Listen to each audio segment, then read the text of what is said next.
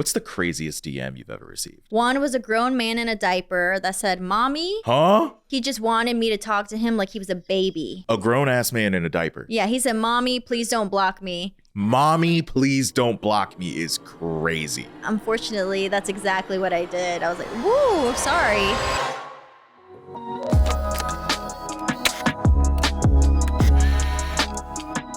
How high should I throw it? Hit the ceiling. Hit the ceiling? Okay. We're gonna hit. It did not hit the ceiling. It didn't hit the ceiling. And this is not my degree. Welcome to the show. And I talk with other creators such as Sasha Emiri. Hi, everyone. Sasha and I go way back. We do. We really do. We do. I mean, you were probably my first content creator friend in St. Louis. Holy crap. Yeah. Really? Yes, you were. Okay, well, shoot. Yeah, like I said, we go way back. Yeah. For those that don't know who you are you? Okay, well, I do a few different things. I would say I'm most popular on Instagram. I make content there that's lifestyle, but also I do model for an agency as well. I stream on Twitch 3 times a week, and I'm also on TikTok, but I haven't been on as much. Maybe soon. Yes. I didn't know that you TikToked. I don't know if that's the right word, but funny enough, most of my following comes from when TikTok was Musical.ly. Really? Yes. And then when TikTok purchased Musical.ly, it all transferred. You started on Musical.ly. Yeah, and it was like those cringy videos where you move the phone everywhere and you're like dancing to the music. Yeah, I did that stuff. And so if we go to your TikTok account, we're gonna see those videos, or have you hidden them all? I archived or deleted them. Although I looked through my Google photos and I found one. Oh, and wow. Yeah, it was really cringy. But I'm so glad I still have it, because I'm like, you put yourself out there, girl. Don't let anybody get you down. You were unapologetically you. Exactly. You did it. Exactly. You have to have a cringy phase, or you have to just have spurts of it here and there. It's what makes you human. It's inevitable. Yeah, you got to put yourself out there, or else you're just boring. Facts. Yeah, you gotta have have a little bit weird. of weirdness and a little bit of interesting, to it. That's a cringe face. Oh my gosh, that's a good face though for dancing. I took a twerking class the other day. This is a twerk face. You know what I mean? Where you own it. Dancers have this face. That's where true. When they they're have the really confidence, and yeah, they just they have it in their face as they dance. And you're like, wow, they're good at it. And they know they're good. You should meet the instructor. This chick, she was so good. She could have come straight off of a Step Up movie. The cheeks clapped. The cheeks clapped. No, it was my girlfriends and I, because this was just a random class pass, quick 1 credit class. We went there. And literally, it was just mesmerizing. We're like, I feel bad. I feel like I keep looking at her butt, but we're supposed to because we're learning. And yeah, it was just 2 hours straight of just 2 hours. 2 hours where it's not just twerking. It's you do squats and then you dance and do other stuff. It's Zumba / working out / twerking. But Holy crap. She hit every step, and I was just mind blown. Yeah. 2 hours of twerking sounds she was talented. Exhausting. And also just remember to wear loose pants or just thin material, because I went to the twerk class after I got a massage, which first of all needs to be switched. Oh, I should have had the massage after the twerk class. Why did you go work out after a massage? Because I needed to use my class pass credit. I had gone to work prior. So it's work, massage, twerk. Work, massage, twerk is a crazy itinerary. Yes, it is. Whoa. But I was in a turtleneck, khakis, and loafers. What? For twerking class? For work. But I didn't think it through that I wouldn't have time in between each. So I texted my friend hey, can you please bring just twerk attire? But she brought compression pants. So the instructor was already laughing at me, hey, your butt's not going anywhere. Your booty's compressed. I don't know what you're gonna see here today. Yeah, it was a compressed booty. Compressed booty. Okay, so you started out on Musical.ly. We got on a huge twerk tangent. Whoops. But you started out as a Musical.ly star then you built an Instagram like platform. So I guess it was like what's considered a star? You know what I mean? It's like I had maybe 20,000 followers on Musical.ly. Okay, back then, that's a pretty big deal. And like, then I just stopped using it because I was like, I think it's only for kids. It was like my ex at the time just was like, oh, this app is cool. You can like edit your videos on it. And I was like, cool. So then I started using it, then decided, okay, maybe it's not like for me. Ended that. But if you want to know how my origin story with Instagram began, it came by surprise because I had a best friend who he was a content creator before it was a thing. He had 22,000 followers on Instagram. Okay. And he took really good photos. And so we just became friends online. You know, he lived in the same city as me. And basically, whenever we went to eat or travel somewhere, I would take his pictures. And he would be like, no, I want it to be like this. He was very specific. So I was his stand-in. And then that stand-in photo, he was like, you should post this on your socials because like, hey, they're as good as mine. You might as well put that up. Okay. And I was like, that's weird. Who posts pictures of just themselves? You know, it's the era of like, take pictures of the sky, take pictures in groups. Was this like early Instagram? Like everyone's throwing the Mayfair filter on there? Maybe it's a little bit past that, but yes, it's still like early Instagram because there's no like true influencers. It's not like as common. So it's like 2015-ish? 2017. Oh. So it's a little bit later. Way past Mayfair. Yeah, so it might be way past Mayfair. Yeah. Sorry, I don't know if I ever used that filter, to be honest, but I used it like twice. Yes. It was bad. So he wanted me to post these pictures, which I didn't, but he was like, Sasha, you got so much potential with this. Like, how about you just make a separate account? Yeah. And then so he ended up making the account. He clearly knew how to build a following using the hashtags, all that stuff I had no idea about. So he got it to 10K followers and gave it to me for my birthday because he's like, hey, you've been here helping me build my content, taking pictures of me. You know, I've just been his little producer on the side. So it was like so cool. I was like, 10K followers, awesome. And I loved that I didn't have any friends or family on that account because it gave me creative freedom where I felt like I'm allowed to be cringy because nobody knows. It's a blank slate that no one knows who you are. It's just you. Yes. And so that really helped me get into that mindset. And like, either way, I should have already had that mindset, you know? Yeah. But yeah, so it's like whenever we traveled, we would take pictures of each other and just post it. And that's how I started to grow my following. It was very much focused on photography, travel. And then whenever he started to get busy, I ended up like getting reached out to by photographers. Hey, you want to shoot together? And I'm like, sure. So my theme became like I do collabs with photographers. And my following grew based off of, you know, the photographer's following / you know, it's like that collaboration aspect. Like the cross-pollination between the two. Yes, exactly. By the time I left Little Rock, which is where this all began, like people on the street would recognize me. And I was like, this is so crazy. Like, what? It's like that local celeb vibe, which was, I don't know. It was very fun, especially at the start, especially when it wasn't an oversaturated creator market. So that's when I probably worked with the biggest brands, like Sephora, you know, just like bigger companies that didn't know what to do with people's followings yet. Yeah. They were like, you have an audience. We want to capitalize on that. Here's stuff.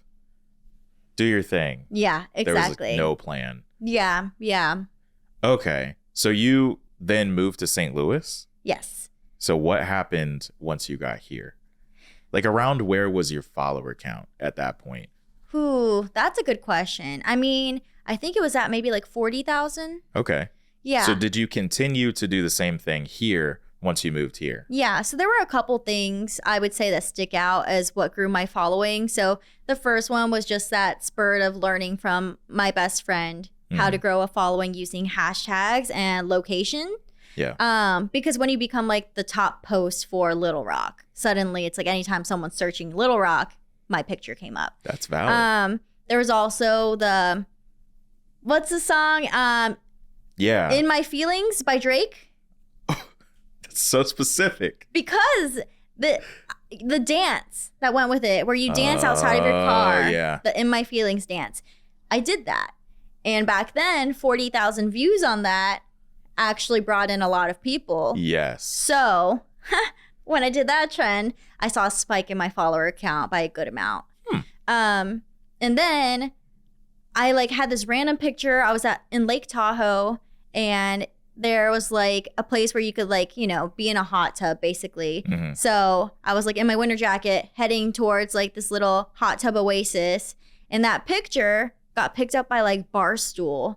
And then so they back whenever like everybody was paying attention. I mean, not that people don't now, but like it was a whole different time back then. Sure. And so because of that, I think I gained like 30,000 followers just off of them posting it, which was like bizarre because I had no idea this was happening. It was just like suddenly this huge influx. And then I was like, why is there this picture of me up there? But I guess like it was a way to, you know, get some people onto my page.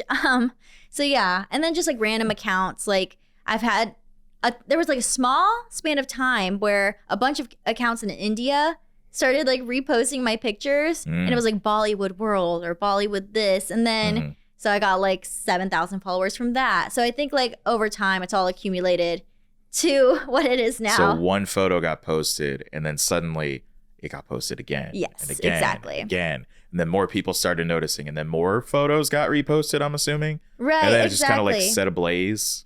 Right, it set ablaze and then it stopped, you know, so it's like, then it's just more of like smaller growth through just your picture doing well or whatever. So when it used to be a photo sharing app, that's certainly when I saw like my biggest growth. I know Reels is a really big thing now, but it takes a lot more effort, so much more effort, so much more just like thought process with it.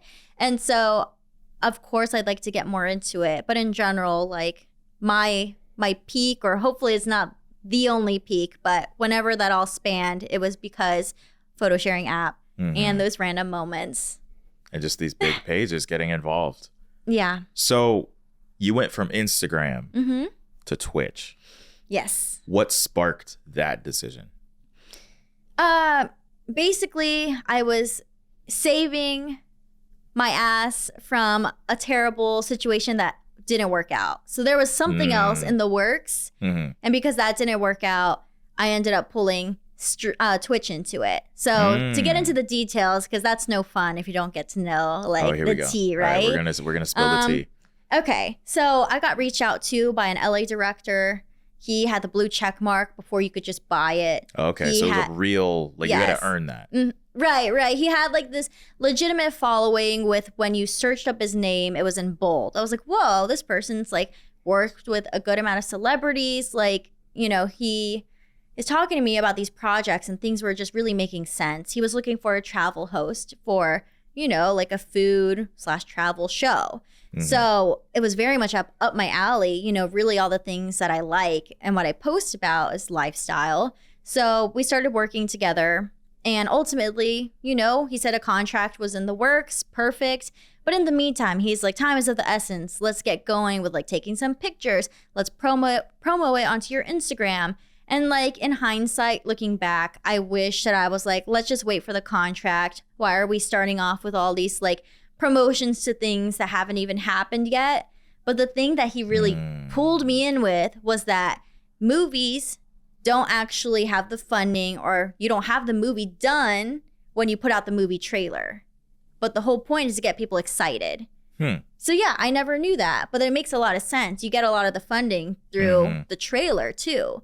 So he's like, the whole point is we have to get people excited, so that way really we legitimize what the show will be, which he would then use his connections with Netflix, sell it off to them, and it would be that.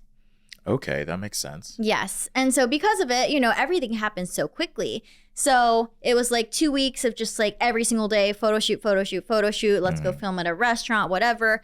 And I was all about it, but he had to leave. He was filming a movie in Joshua Tree, but he was like, hey, you know, I'll text you. It'll be good. You know, I'll be back within like 10 days or whatever it was. But then he was gone for like 2.5 weeks. I hadn't heard from him. You know, I just couldn't even like get him on the phone. So I was stressed out because now I have my entire following reaching out to me, super excited about this thing. We called it Sasha Does It. Even that was I like remember the seeing campaign. that. Yes. And I messaged you saying like, what are you doing? Yeah, exactly. What are you doing? Right. And then in my head, I'm like, oh my gosh, I don't even know what I'm doing because is this happening? Did this man ghost me? Mm-hmm. We haven't signed contracts. Did he find someone better suddenly? You know, everything's just like going through my head. And so ultimately, it was like, okay, be chill, just continue what I'm doing. But ultimately, it's like you can only keep up with like this, something's going to come soon. It'll happen. Just wait and see for so long before people start to get frustrated. Yeah. So after 3 weeks, then it suddenly became like a month of like people didn't know what was going on. So I decided, you know, ultimately, whether this man is legit or not, I don't think I could work with someone that, you know, just disappears out of thin air, leaves me out in the dust to like have to fend for myself. And really, even though we did touch base later on, it was like he didn't want to do a contract. There was something about contract. He didn't want to do a contract? Do the contract. Yeah. And I feel like anything truly legitimate, there's a contract. Or else I feel like maybe I might get scammed. We do all this travel. Yeah. We, you know, do all this promotion. Maybe we get some money, who knows, for paying for it. Like suddenly does that lie on me? Like, hey, you owe us for all this. So it just became too scary. You know, no matter how fun it sounds, it's kind of like a too good to be true moment. You have to be smart about it. So I ended up just like nixing that. And then I'm like, you know what? I've been promoting for something. I've been wanting to get closer to my community. My brother had introduced me to Twitch. And so I was like, let's do it. Let's roll with it. Let's try Twitch out. And honestly, I'm so grateful for having done that. I was so scared. It was such a like fast learning curve. Just like how when you're podcasting, it was a big learning curve there too. Yeah. Yeah. So yeah, just learning a craft as you go in real time can be so stressful. But so let's take it back to your first stream. Yeah. How did you prepare for that? Wow. I took a few shots. So there was that. Ease the nerves. Yeah, basically ease the nerves. And then because Twitch is so known for gaming, and I'm like, I'm not a gamer, but maybe that's what I need to do. Maybe I need a game. I don't know. So luckily, I have a lot of talented followers, and one of them like helped create Ghost of Tsushima. What? Yes. And so because of that, he was like, hey, here's a free code. You can play it, whatever. And so I was like, okay, sure. So then I was just demoing the game for him and then talking while playing. Unfortunately, I'm not talented in gaming at all. So then it was hilarious. Like everyone there that was watching, they were such nice supporters because they probably followed me on Instagram for years. But, you know, they were like, wow, it's such an interesting perspective to see someone game from not knowing how to game. Usually you see gamers for being experts. That's one hell of a game to be thrown into for not knowing how to game. Yeah, that was not a good choice. That was almost like, here's one of the most challenging games out there. Let's just see what happens. Yeah, that's wild. Yes. And so it just ultimately felt like I had too much pressure of like, oh, now I'm stuck at this stage and I keep dying. And I can't just keep dying. Eventually people want to see a different scene. So like I was like, you know what? I learned about the just chatting category where there are just people that hang out and talk as if it's like a podcast. And that felt a lot more natural to me. To really begin streaming, I was incredibly nervous. I was like, what if no one's there? No one wants to watch or no one's chatting with me. I'm like talking to a wall. What do I do? But really, I just started to like purchase games that it's kind of like a 2-player game. But as long as, you know, you're talking as if there's someone there, it works. It's like conversation starter card games. So I started doing that or finding hot topics to talk about. So I had that in the back, like ready to go in case things just like weren't interesting. Yeah. But luckily it's like people were there to ask a lot of questions, and you know, it's still nice to have those other back burner things. Because sometimes I just feel like talking about it. Whenever the submarine implosion happened, I was like, that's all I talked about for several days. So we definitely discussed that. It's just, I don't know. I decided that with streaming, I'm never going to do something I don't want to do. It's all going to be stuff that I would already have done if I wasn't streaming, or I've been looking forward to it. So that way it doesn't feel like work. So has Twitch streaming always been fun and hasn't felt really like a chore so far? So, there are definitely times where it's felt like, I don't know if I feel like streaming today. But then there's that aspect of like, I have subscribers. I have people paying money to want to see me show up. Well, who am I to ruin a schedule just because I'm not in the mood? I can't do that. So especially like the first several months, there was a big learning curve or like a self-discovery of like, oh, Sasha, you're not really great with having a schedule. You're kind of a sporadic person. And I used to think I was like fairly consistent, but here I am, like it's only been a week and a half. I'm like, oh, like do I need to stream today? Can I cancel? But ultimately it's like, you know, forcing myself to do something I'm uncomfortable with has been like such a good like learning situation for me. And ultimately I end up enjoying it, you know? It's kind of the same, more relatable aspect of, hey, you made plans with friends, but then suddenly you feel lazy. You don't want to go, but then you're like, I don't want to be that person that doesn't stick to my word. I'll go. And then you have the best time thinking, why did I ever question it to begin with? Yeah. So it's like that. Yeah. Sticking to a schedule is one of the most underrated things you can do as a creator. I'm really bad about it. I still don't have a YouTube schedule. The podcast, thankfully, is on a schedule. Oh, that's good. But for my YouTube uploads, yeah, there's no schedule there. It's challenging. So how did you set a schedule for yourself? What factors did you take into play when deciding like, okay, I'm going to stream on Wednesdays or Thursdays or Fridays? I definitely switched my days around a good amount at the beginning. Just because I wanted to do a day where I felt like people might be on, that might be free. So like maybe Friday nights weren't the best time. I started off with like Friday nights, like Sasha, what do you think people are doing? Not hanging out on your stream, that's for sure. Yeah. So it's like maybe weekdays are better. And ultimately it's like as much as you want to think about like, oh, what are the most popular times to stream? It's also like, remember like what's best for you, you know?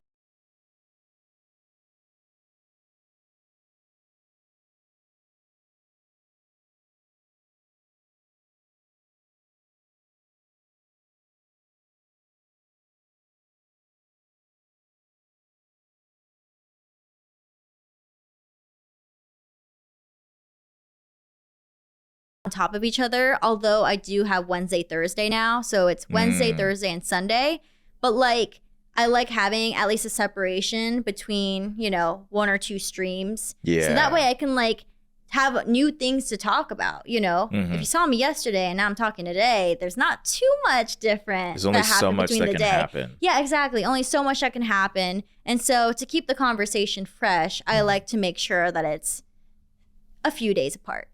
Yeah. Okay. So you started out, everything was like, what the heck am I doing at first? Then you started moving into more of a flow and consistent pattern. So when did you start noticing that like more people were paying attention and that this was really starting to like build community? Sure. I think that's a really good question. And it's hard to fully tell when it happened. I guess when I started to notice was when my viewers started to message me on Instagram and they would be like, W stream Sasha, like that was a really good one. Or people started to like actually send me, you know, real feedback from the streams. And I'm like, oh, wow, they're really paying attention to what I'm talking about. And then they kept asking me, when are you going to start a Discord? And a Discord's kind of like a group chat that's really well organized where you can, you know, update people on your schedule or what you're up to. So it's kind of like DM, but group style. It's just very popular with gamers. So I started that. And that's when I started to notice like there was a community aspect where people were talking on like the general chat to each other. You know, they were becoming friends based off of the commonality of knowing me. And I was like, that's so cool. I love that. Neat. Like you built a community of people that were like, already like, yo, what's good? Like, how we doing today? Right, exactly. That's so neat. Yeah, so it's like while I'm streaming, you know, the viewers, they'll like say hi chat or like, you know, they'll like welcome each other in. Or based off of how they reply or talk to me, you know, I think they get a sense of who that person is. So then suddenly they're gifting each other subscriptions to my streams. And like that's when you're like, wow, like this is so cool. Like they recognize each other by their username, just like I do. And now it's like a real family, you know? So what are gifted subs? Kind of walk me through the tiers of things that people can do. Gosh, I mean, I don't fully even know all of it. I should be doing better about like figuring out the monetization It's fine. that level. But I will say, so in terms of just subscriptions, you could do just like a 1 month subscription for let's say $6. You could do 2 month, 3 month, or 6 month. So you can kind of get like your specific tier of subscription. And then if you just want to, let's say, make a donation, like instead of sending me $20, you'll spend $20 on gifted subs. And then you get to choose any of the viewers to be added in there. Okay. Yes. So with these subscriptions, do people get like perks? Like what comes with that? Right. So there are perks. Like in my Discord, I have like, you know, only subs, you know, okay. for example. But at the same time, like I actually have not used that thread at all. So like, I'm sorry, guys. Sorry, I have to be better. Yeah, these people are VIPs. It's I know, like you VIPs, could be like, yeah, so just true. let them in the club, you know? Yes, but like we have like very specific emotes. So it's funny. There's this running joke, especially at the beginning, because I was so stressed about streaming. Yeah. My mom like somehow became like pretty popular on my stream, not because anyone has ever seen her. It's because she is a backseat driver type of mom, like that tiger mom where she doesn't think anything's right and she'll let you know.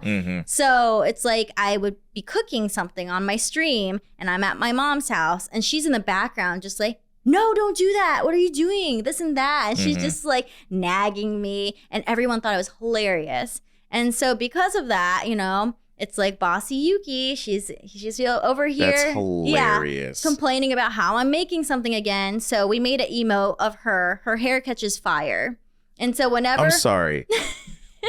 Did her hair actually catch fire? No. But because she's always like throwing out her like strong emotions about what I'm up to, whenever they hear her voice, her emote pops up. And so if you're a subscriber, you get to put on the flames. They're like, oh, she's here. Oh, that is hilarious. Yes. What the heck? But it's so funny how little things like that stand out and people just like make it a meme. Yeah. And it's something that's like an inside joke for you and your community. Yeah, exactly. So I think that's like the best part. And one of my favorite things about the community aspect, it's that we have so many inside jokes together. Yeah. And it's just like, yeah, even as little as like they get to know who my mom is. And they have a little, you know, thingy they put up every time they hear about her. Yeah. Yeah. So it's nice. So funny. Yes. And I would say to keep up with my schedule too, something I started to do, because again, like streaming 3 times a week and having fresh ideas to talk about, that's hard. That's like 3 hours of just like off the top of my head. So because my, you know, Instagram and really anything I do is lifestyle, I've broken up my streams into cooking, fitness, and chat. So Wednesdays I cook and then I work it off the next day on Thursday. And then Sunday, it's like, let's chill, talk about what's going on. Oh, that's cool. You have a whole schedule and routine. That makes sense. Yes, yes. So what makes you not give up? Really, I would say out of any social media platform that I've used, Twitch has been the most rewarding, even though it's the one that I've had for the least amount of time. And it's simply because of that community where it's like I talked about, you know, how I went to Hawaii in September, but I hadn't posted any pictures from when I went to Hawaii. And so everyone's like, Sasha, where are your Hawaii pictures? Or they're messaging me on Discord or Instagram. And it's like, because I've talked about it so much, like they remember those things about my life and they're waiting to like see it. Yeah. And then it makes me excited to be like, you know what? Let me start posting again for sure. Yeah. Because the hardest thing I've had with like being a content creator is the fact that my brand is me. And I think I feel that. A lot of people, you know, I think they assume that all content creators are very self-centered and selfish and all about them. And I don't know, as someone that has a hard time, like, you know, bragging about myself or putting myself out there in that way, although it's become more habit now, it's, yeah, that's just how it is. Yeah, a lot of people think that it stems from influencer. Right. That word is so negative because so many influencers are self-centered and they think that they're entitled to things and they deserve the world just because I have clout. Yeah. Even though clout isn't currency that you can use to pay the bills. So be respectful of people's businesses. Come on now. Don't just show up to a restaurant and say, hey, I have 100,000 followers. I deserve to have the best experience and all of this food comes from me and my friends. Yeah, exactly. It's like people got a sense of entitlement from it. And really, at the end there, I kind of lost my train of thought. So I was like, yeah, it is what it is. But in general, it's hard to kind of stay interested with yourself. I'm like, I get sick of me. So then I'm like, who else wants to pay attention to my life? But then I have to remind myself, like, no, social media is like glimpses of your life. It's awesome to be able to share it with other people and they're wanting to see it. So then I'm like, okay, get out of your head, Sasha. Like, stop, acting so negatively towards yourself. Get back out there. Yeah, social media is just a slim portion of your life. What you decide to share on social media, and that goes for pretty much any creator out there. Right. We're not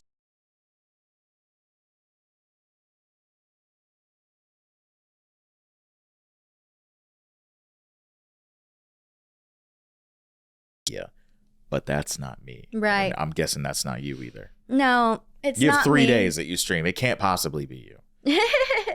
That's a lot.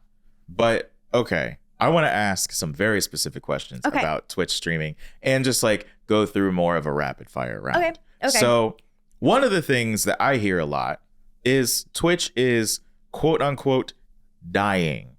Do you feel like that's the case? I don't feel like it's the case. I mean, people quote unquote say Instagram was dying, but here are a lot of people, popping off on Instagram now.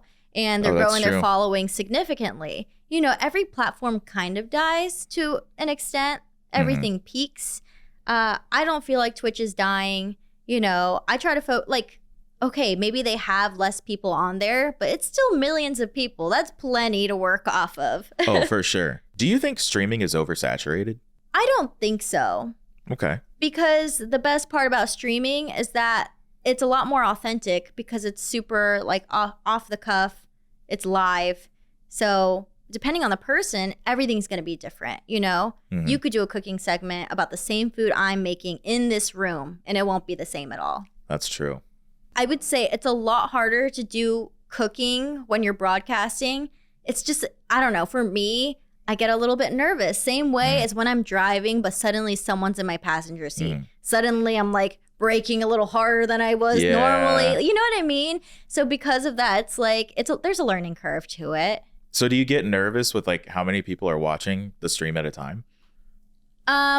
Certainly, but because I take the viewer count off or I don't look at it, it's not really top of mind anymore. Okay. Yeah. That makes sense. That's valid. Don't pay attention to the metrics because that's why I don't even know if I could do streaming because now in I'd say in the past 6 months, I've shifted my perspective on content creation to look at the numbers so in detail. And I'm like, oh, let's look at the retention. Why did people stop clicking here? What was part of the video? What was it? A caption style? Was it the subject matter on the screen? Like, I don't know if I could do streaming just for that. Right. It's hard. It's like it's fun to get granular just to get some more knowledge from it. Yeah. But then I don't know. I definitely take a step back where like I stop getting granular altogether and I don't even look at my viewer count. I don't even look at my Twitch summaries anymore because ultimately it's like I want to do what feels good for me and I get the feedback through what people talk about via DM to me. So they're like, oh my gosh, like I really love the segment where you did this or that. And I'm like, okay, cool. I'm going to do more of that because a lot of people are talking about it. So it's like I can still pick up the drift of how a stream went. And so I just go off of that. But of course, like everyone's different. Check the vibes. Just go with the vibes and see what's going right. Would you say that Twitch can be a full-time job? 100%. There is so much opportunity for making money off of it. For example, like I may not be Twitch partner, but what I can tell you as Twitch affiliate is that I can make money off of ads. Anytime someone is watching, maybe every 30 minutes, I put in like a 30-second ad or a 2-minute ad. So you're making ad money. Then you get your subscription money. And then you can start getting sponsors for each stream. So right now I'm in discussion with an ice cream company. And technically it's like if they were to just put their logo on my screen for every single like cooking stream, for example, maybe I'll charge them, you know, who knows, $400 to $1,000 for the month of being there. Yeah. So then that means, let's say it's $1,000 with the ice cream company plus for a fitness company, and then for just like a conversation random company. So that's $3,000 just on sponsorships through the basics of me wearing the clothes, me eating the food randomly throughout the stream. So that's $3,000 plus another ad revenue plus that. And then, you know, the subscriptions can get bigger and the viewerships gets bigger and everything multiplies. And that doesn't include if people want to just send you a donation aside from subscriptions, because a lot of people, you know, they know that Twitch takes like a good chunk of the money, especially when you're not partner. So then they might just send you a Venmo, you know? Oh, wow. It's definitely an interesting world being a creator, because the ones that really support you, you know, they'll see content like I just posted a picture with my coffee cup. Then they'll send me $5 for the coffee because they're just like, you know, like that's cool. And it's really nice, you know, please don't stop doing that. Always support creators because it's hard out here for us, you know? Right. And the key to know is because sometimes, you know, people try to make their lives glamorous online. So it's like, oh, is everybody super rich or this and that? And you know, you'll never really fully know unless you're like Mr. Beast and it's like very disclosed, you know, you do that research. But in general, it's like being a content creator, it fluctuates so much. I can make a crap ton of money one month, but then nothing the next month. It's very so true. Dependent on like how things are going, who you're talking to, what brands you worked with. And usually if you do a brand partnership, you don't really get another big one until a little later, because it's like you don't want to be posting too much about a brand because you have to think of the audience. You want to feel authentic. You don't want to seem like you're a paid promoter. And so it's like you have to find that happy balance. So really it's like, it's not just like money always coming in, of course, unless you're one of the big dogs and it's just view count. And you're like publishing a video like every other day. Exactly. Then it's a totally different thing. But here's a random story to go off of that. There's an Instagram account that has like maybe 30,000 followers. They use all of my pictures, my likeness and everything. And this person's story highlights are like, oh, I just got like hundreds of roses. And it's like very luxurious, very up there. I'm like, wow, they make my life seem better than it actually is. But there's somebody pretending to be you? Yeah, someone's pretending to be me. And they have a good following. How? I don't know. But the issue is I've tried so hard to report it, take it down, and Instagram has not taken it down. I don't know why. I don't know how they keep staying there. But ultimately, I'm blocked. They blocked me because, they're like... Yeah, they're trying to be you. Trying to be me. So then I'm like, there's nothing I could do at this point. So if you find someone that looks like me that maybe is more popular than me at this point... Listen, I'm the OG. I'm the real one. Here's the challenge I have for you that support Sasha. Okay? Go to that page, hit report, impersonating someone I know, and say it's Sasha. Okay? Just go in there, do that for me. If enough of you do it, that page will just wither away. Thanos snap away. Okay?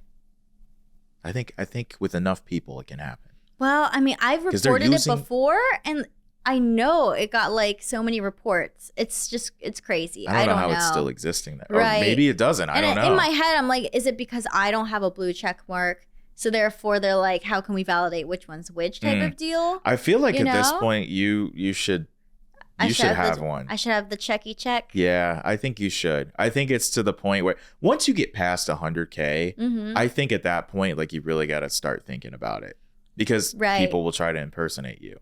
That's true. Yeah. Like you're popular. See, like people are trying to be you. I think it's time.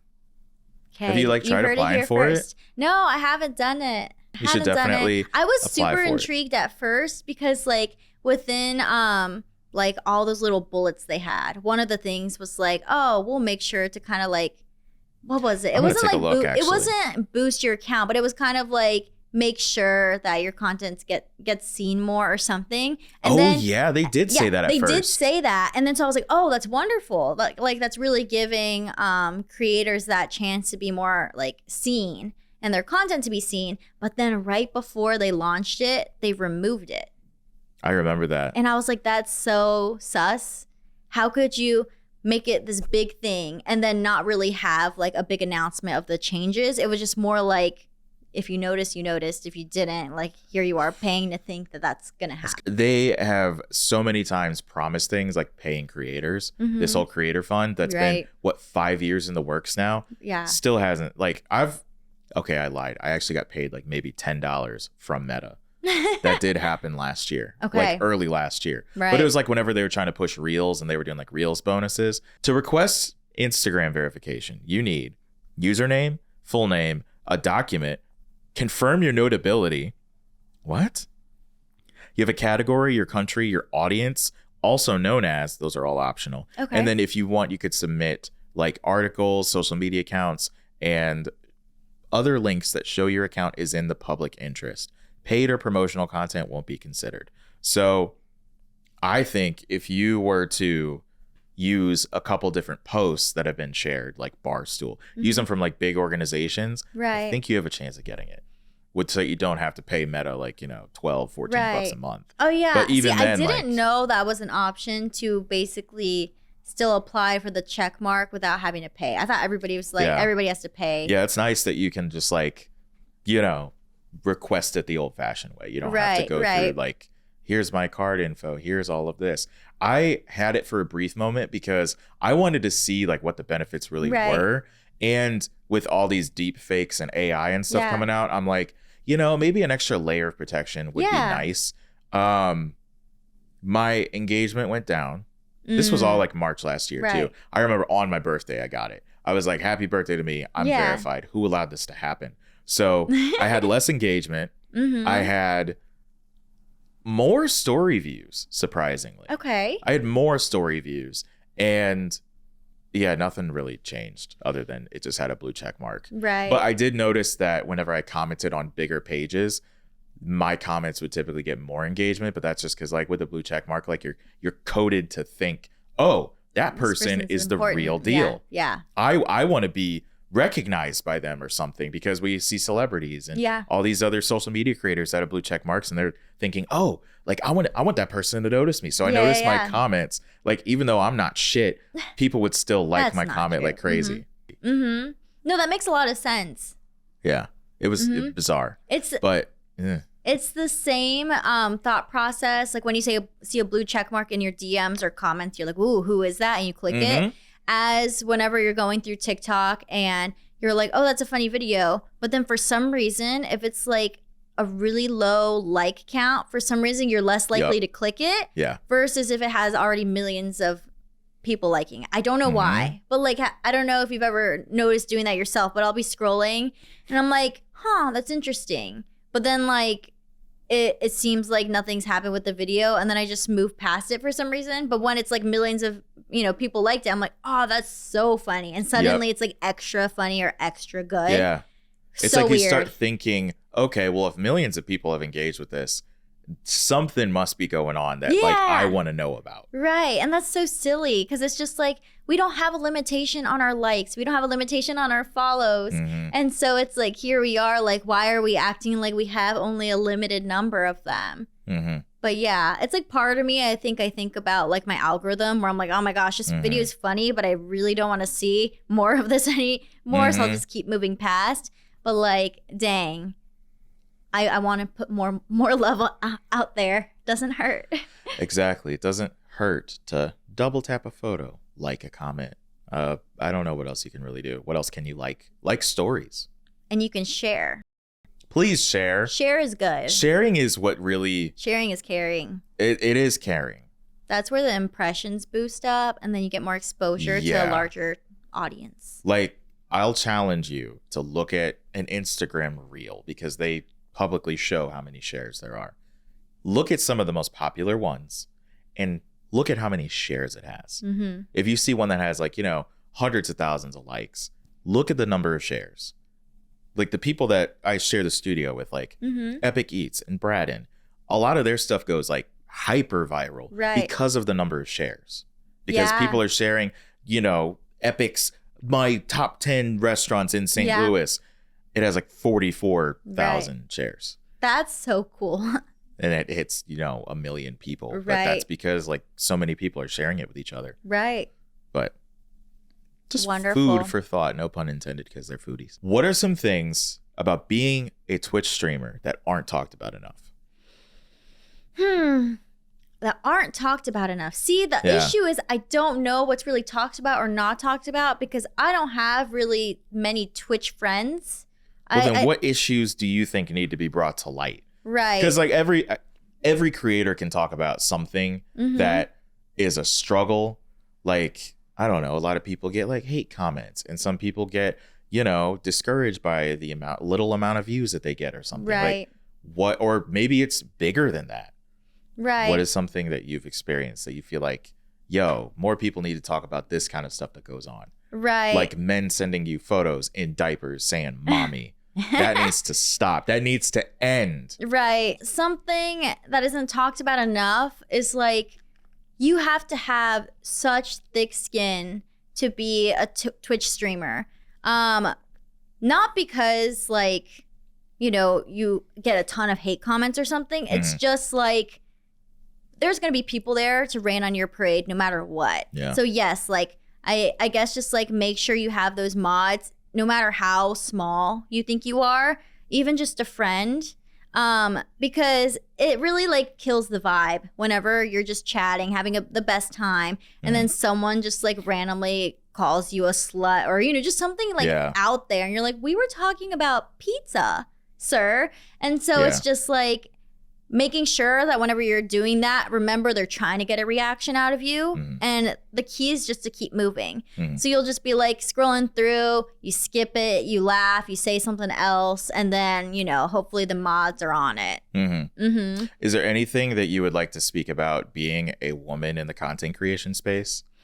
Because I feel like y'all put up with so much more shit than men do in content creation. Because like, I don't know. That's just my perspective, but I just want to know. Yeah, absolutely. So for me, given that my Instagram following came from a lot of just like photo shoots and like modeling, what that comes with is a lot of people will objectify you. And with that aspect, like, of course, it's nice to get compliments like, oh, you look nice, or, you know, you're really fit. That's fine. It's more just the opportunities that come for you can take you down a really windy, horrible path.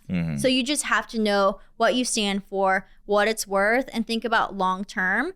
Because as I've grown my following and been in this industry for a few years, I've gotten reached out to with like, it feels like it's almost like the devil knocking at your door, where I've been offered 30 grand a month to basically have like someone run an OnlyFans account for me, where they'll do everything. They'll chat with everyone, and all I have to do is like have pictures that don't even need to be provocative, but they'll just handle it all.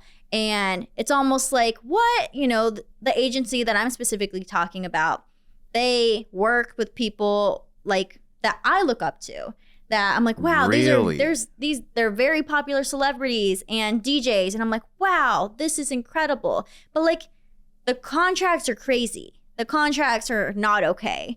And like, I would just hope that the really high up creators just have like the ability to be able to adjust these contracts. But when you're much smaller, you don't get as much leeway with that.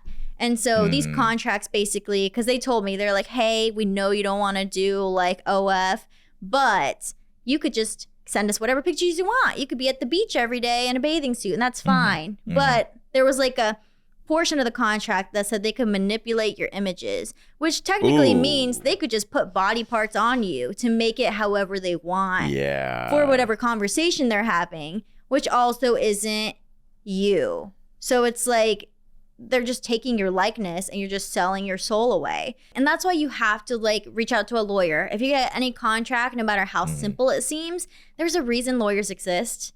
And every time I've gone to a lawyer for any time an opportunity comes, and I say opportunity like maybe it's not the best. But yeah, every time they're just like, what the heck? Like, Sasha, don't do this. This seems really questionable. Or I've marked literally the whole contract, go back to them and get it fixed. Yeah. So yeah, it's just, it's really hard because I think about the offers that I received, like even, last year. And what if I got that offer when I first started off, when I was like first just like growing tens of thousands of followers a week? Yeah. I don't know if I would have been able to be as smart as I am now of like, hey, get a lawyer, hey, do this and that. Because yeah, what happens if you're just eager to like, catch and join every single thing that comes your way and turns out it's not what you thought it'd be? Yeah, that's contracts and legal. Definitely have a third party. Right, exactly. Stuff. Is Twitch the final thing? Like, what's next for you? That's a great question. Ultimately, I've been in this stage for several years now where I had a huge boom at the beginning when I started my social channels, and then it's had like its ebbs and flows. But ultimately, I work a 9-to-5 job. I've been working up the corporate ladder and it's been really successful and great for me. But then I also have this side hobby that happens to be like keeping a lot of my free time and making money too. So I've come to a point where I really do need to make a decision which one to do. Ultimately, I'm not forced to do that. But to be able to excel at anything, you really do have to put your energy fully into it. And I feel like right now I'm not excelling at anything. It's just more in that like weird, decent gray area. So my plan in the next few months is actually to move to Japan. Half my family lives there. Opportunity to get better at speaking Japanese, be closer to family. And then I'll be streaming a lot. I'll be cooking a bunch and really just making content in general, because what I want to do is give content creation that full attention it deserves. Maybe it means, hey, Sasha, you actually don't like doing it full time, or you're not as good at it anymore as it used to be. Like, who knows, right? But the key is that it feels like the world is my oyster, but whenever you have too many options, it becomes very scary. It makes you do nothing. When really it's like, no, it's time to close some doors and really know which paths are going to be like the most vital to you and also what speaks to your soul. So that's ultimately what I'm going to do. I'm excited for what's ahead with that. And yeah, I have a lot of, high hopes and I feel good about it. I'm excited for it too, honestly. Like, I'm excited just to see where you go. And Japan, I think it'll be really cool from like a personal perspective and from a content perspective. I think it's going to be really fulfilling for you. Thank you so much. I'm excited for that. You mentioned that you were doing a ramen apprenticeship. Like, I'm super pumped for that because, I'm a sucker for good ramen.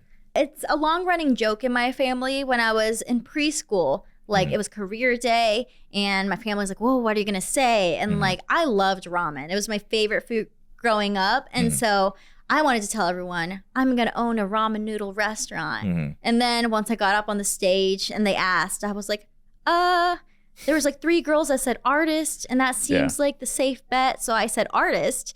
And my mom was like in the crowd, like, ramen.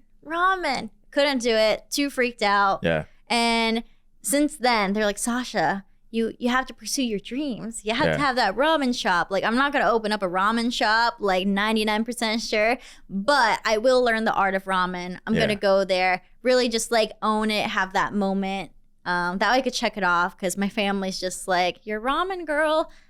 To an extent, we're going to own that. And who doesn't want a nice hot bowl of noodle soup? Especially today. Yeah. It is like so 20 degrees out. It's going to freezing rain tonight. We're literally going to be iced in tomorrow. With that said, go make yourself some ramen. And thank you for tuning into this episode. Go enjoy a nice hot bowl of ramen. Maybe add some spice to it also. That sounds so good. And thank you so much for having me. I've had the best time. Yeah, no, thanks for being here and sharing your success story so far. Because it's not done. I'm calling it right here. Manifesting it. I think that's what it's called. Like when you speak into existence. Yes. We're manifesting that. It's not done. I'm excited to see like the next several years and just see what you do next. What will Sasha do? Sasha does it. I guess we'll find out. Oh my gosh. All you did was you owned that concept from a bozo that didn't do things properly. You took it, reclaimed it, made it yours. And that is the motto. Mic drop.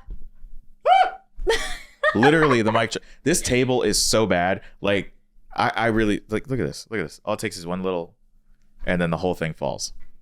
So I am gonna go on Amazon Business right now, order myself a new table, and you guys, in the meantime, rate the show. Check out the show notes in the description. I'll drop all of your links so everybody can go check everything out. Hopefully you can check out a stream. I'll put this out on a Friday, so check out the Sunday stream. Okay. Yes. Chat about what you thought about the episode. Okay. And hit subscribe. I'll see you guys in the next one. Bye. Peace.